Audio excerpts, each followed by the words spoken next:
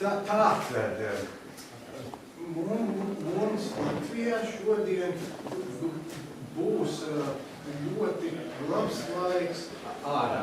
Salīdzinot ar vakardienu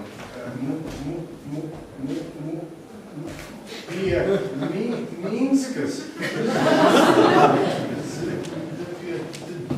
Latgalē ir salīdzinoši maz vēju plūsma uz dienvidu rietumiem ar ātrumu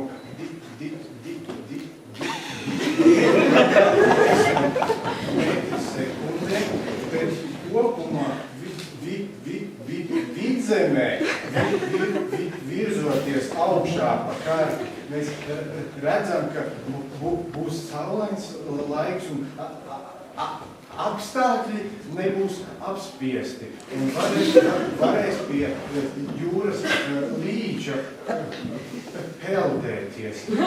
Bet skatoties zemāk uz galvaspilsētu Rīgu,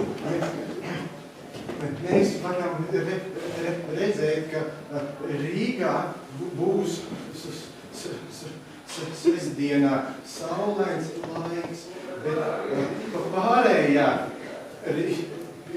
piestātnes daļā būs sagaidāms neparasts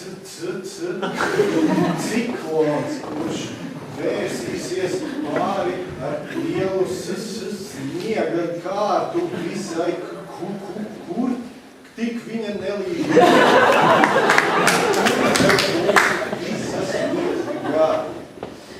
Pateicies vienīgi Liepājai, jo ir vējušas. Paldies, un es gribu pateikt visu labu.